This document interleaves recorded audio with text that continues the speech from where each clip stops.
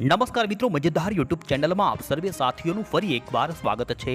મિત્રો, હાલના તાજા સમાચારો જેની અંદર દેશમાં નવી એનડીએની સરકાર બનવાની સાથે આ સરકારમાં ઊભા થયા મોટા વિવાદો, જાણો શું છે મામલો, રાજકારણ। મિત્રો, કોણે કહ્યું કે આ સરકાર લાંબો ટાઈમ નહીં ટકે?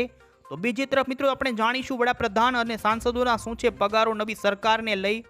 આ સાંસદોની અંદર ગુજરાતના કયા નેતાઓના પત્તા કપાવવામાં આવ્યા, પરસોત્તમ રૂપાલાનું પત્તું કપાણું શું છે? આ સાથે જ મિત્રો ખેડૂતોના 2000ના હપ્તાની રકમ બમણી થવાના મોટા સમાચાર રેશન કાર્ડ ધારકોને લઈ તમામ જાણીએ। પહેલા જો મિત્રો તમે અમારી આ ચેનલ પર નવા છો તો ખાસ મિત્રો આ ચેનલને સબસ્ક્રાઇબ કરી દેજો। સૌથી પહેલા સમાચાર તરફ આગળ વધીશું તો મિત્રો દેશની અંદર સતત ત્રીજી વાર વડાપ્રધાન નરેન્દ્ર મોદીએ વડાપ્રધાન તરીકેના શપથ લીધા છે। રવિવારની સાંજે આ યોજના શપથવિધિ યોજવામાં આવી હતી, જેની અંદર 68 જેટલા સાંસદોને વડાપ્રધાને લીધા શપથ। તો બીજી તરફ અમેરિકાની જેવા શહેરોની અંદર પણ 22 શહેરોની અંદર શપથ ગ્રહણની ઉજવણીને લઈ કરવામાં આવી।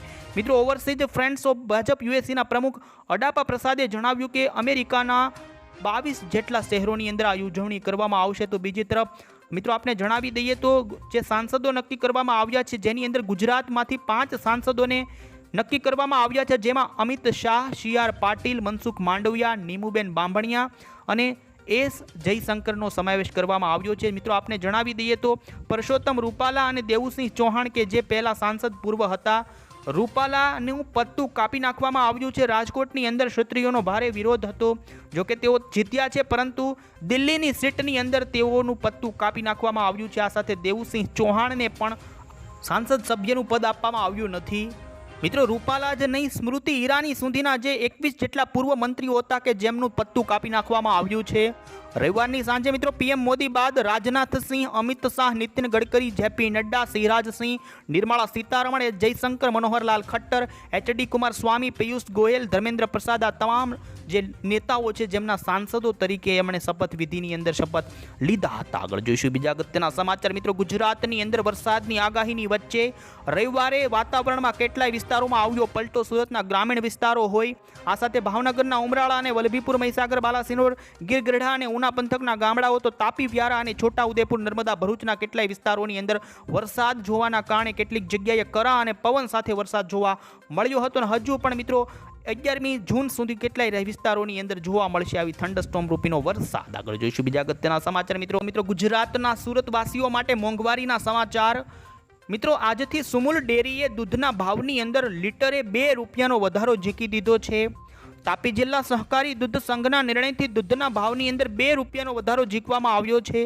લીટરે 2 રૂપિયા વધતા મિત્રો અમૂલ ગોલ્ડના 500 mlના 34 રૂપિયા, અમૂલ તાજાના 27 રૂપિયા, અમૂલ શક્તિના 31, અમૂલ સ્મિલ એન્ડ ટ્રીમના 24 રૂપિયા ચૂકવવામાં આવશે। તો બીજી તરફ સુમુલ ડેરી રોજના 12.50 લાખ લીટરનું દૂધનું વેચાણ કરે છે। સુરતવાસીઓ માટે સુમુલ ડેરીને લઈ મોંઘવારીના સમાચાર, 2 રૂપિયા વધ્યા। આગળ જોઈશું બીજા અગત્યના સમાચાર। મિત્રો, દેશની અંદર સાંસદો, મંત્રી જે સાંસદ સભ્યો તરીકે નક્કી કરવામાં આવ્યા।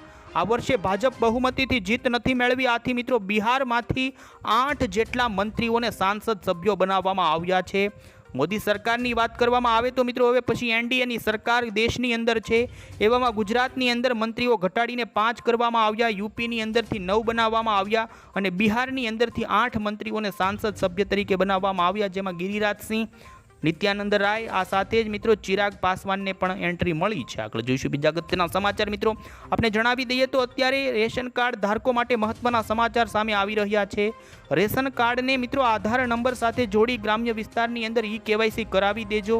મિત્રો, રેશન કાર્ડને આધાર સાથે લિંક કરવાની અત્યારે કેવાયસી સાથે કેન્દ્ર સરકાર દ્વારા અપાયેલી સૂચના અને સુપ્રીમ કોર્ટના આદેશ અનુસાર મિત્રો અત્યારે ગ્રામીણ લેવલે વીસી ઓપરેટરો તરફથી રેશન કાર્ડને આધાર કાર્ડ સાથે જોડવાની ઝુંબેશ શરૂ છે।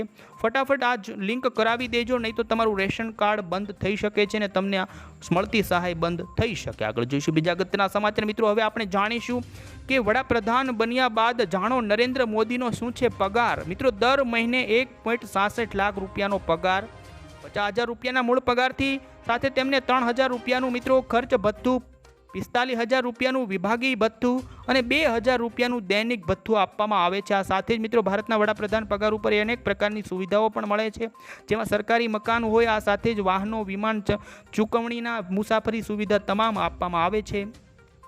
આ સાથે મિત્રો જે સાંસદો છે એમનો પગાર શું હોય છે તો આપને જણાવી દઈએ, લોકસભાની ચૂંટણી જીતીને સાંસદ બનેલા નેતાઓને દર 5 વર્ષે તેમના દૈનિક ખાતાની અંદર 1 લાખ રૂપિયાનો પગાર વધારો કરવામાં આવે. પગાર ઉપરાંત મિત્રો સાંસદોને દૈનિક ભથ્થું પણ મળે છે. આપને જણાવી દઈએ કે દર 5 વર્ષે વધારો કરવામાં આવે છે. સાથે જ મિત્રો સાંસદોને તેમના સંસદીય ક્ષેત્રની અંદર 45,000 રૂપિયા અને ઓફિસ ખર્ચ માટે દર મહિને 45,000 રૂપિયાનું ભથ્થું મળે છે. નિવૃત્તિ પછી સાંસદોને પેન્શન તરીકે દર મહિને 25,000 રૂપિયા મળે અને ઇન્ક્રીમેન્ટ કરીને દર મહિને મિત્રો 2,000 રૂપિયા મળે છે. આ રીતે મિત્રો વડાપ્રધાન નરેન્દ્ર મોદી આ સાથે જ સાંસદોના પગારને લઈ આ રીતે આગળ જોઈશું. બીજા અગત્યના સમાચાર મિત્રો આપને જણાવી દઈએ તો સરકાર દેશની અંદર એનડીએની બની ગઈ છે. વડાપ્રધાને શપથવિધિની અંદર શપથ પણ લઈ લીધા છે, પરંતુ સરકાર બન્યા પહેલાં જ એનડીએની અંદર વિવાદ શરૂ થયો. મંત્રી પદ ન મળતા મિત્રો આ નેતા નારાજ થયા છે. એનડીએની સરકાર બનવાની સાથે મિત્રો ગુજરાતમાંથી 5, બિહારમાંથી 8 અને યુપીમાંથી 9 જેટલા સાંસદ સભ્યોને લેવામાં આવ્યા. તો મિત્રો શપથવિધિ નથી થઈ એ પહેલાં જ એનડીએની આ પાર્ટીની અંદર મોટા ડખા જોવા મળ્યા હતા. આપને જણાવીએ મિત્રો તો કેબિનેટ મંત્રીઓની શપથવિધિ નથી થઈ ત્યારે એનડીએનો ભોગ એવી એનસીપી એટલે કે અજીત પવારની જે પાર્ટી છે જેની અંદર અંદરો ડખા જોવા મળ્યા હતા, જેની અંદર એક મંત્રી પદને લઈ એનસીપીના અજીત પવારના 2 એવા નેતાઓ સામે આવી ગયા હતા, જેમાં પ્રફુલ્લ પટેલ અને સુનિલ તટકરે બંને એવો દાવો કરી રહ્યા છે પદને લઈ, જેના કારણે અજીત પવારની મુશ્કેલી વધી હતી. તો ભાજપે એવું મિત્રો કહ્યું કે આ વિવાદ એનસીપીએ ઉકેલવો જોઈએ. મોદીના ઘરે જ્યારે બેઠક મળી હતી ત્યારે એનસીપીનું કોઈ આવ્યું ન હતું. આગળ જોઈશું બીજા અગત્યના સમાચાર મિત્રો. દેશની અંદર હવે મોદી સરકાર નથી પરંતુ એનડીએ સરકાર છે. બીજેપીના ઘણા નેતાઓ પીએમ મોદીનો છોડશે સાથ. એનડીએ સરકાર ટૂંક સમયમાં પડશે. જાણો કોણે કરી ભવિષ્યવાણી મિત્રો. ટીએમસીના મમતા બેનર્જીએ મોટો દાવો કર્યો છે કે બીજેપીના ઘણા નેતાઓ થોડા દિવસમાં પાર્ટી છોડી દેશે. બીજેપીના ઘણા નેતાઓ પાર્ટી છોડશે કારણ કે ભાજપમાં ઘણા એવા નેતાઓ છે જે ખૂબ નારાજ અને નાખુશ છે મોદીથી. સરકાર પડી ભાંગવાની ભવિષ્યવાણી મિત્રો મમતા બેનર્જી તરફથી કરવામાં આવી. આગળ જોઈશું બીજા અગત્યના ખેડૂતો માટે એક મહત્વના સમાચાર મિત્રો. પ્રધાનમંત્રી કિસાન સન્માન નિધિ યોજનાને લઈ મહત્વના સમાચાર આવ્યા છે. હજુ પણ દેશની અંદર એવા ખેડૂતો છે કે જે પાત્રતા ધરાવે છે આ યોજનાની અંદર 2,000નો હપ્તો. તો મિત્રો 5 જૂનથી લઈ 20 જૂનની વચ્ચે ઝુંબેશ શરૂ કરવામાં આવી, જેની અંદર આ યોજનાનો લાભ આપવા માટે કેન્દ્ર સરકારે દેશવ્યાપી અભિયાન શરૂ કર્યું છે. આ અભિયાન દ્વારા જે લોકો યોજનાનો લાભ મેળવવાથી વંચિત રહી ગયા છે એમની નોંધણી કરવામાં આવશે. તો મિત્રો હજુ પણ એવા ખેડૂતો છો અને આ યોજનાની અંદર તમે નોંધણી ન કરી હોય તો 20 જૂન સુધી દેશની અંદર અભિયાન ચાલી રહ્યું છે. ફટાફટ નોંધણી કરાવો જેથી તમને 6,000 વાર્ષિક રૂપિયા આપવામાં આવશે સરકારને લે. આગળ જોઈશું બીજા અગત્યના સમાચાર. તો મિત્રો જાણો કઈ જગ્યાએ ખેડૂતોના 2,000ના હપ્તાને વધારવામાં આવ્યો.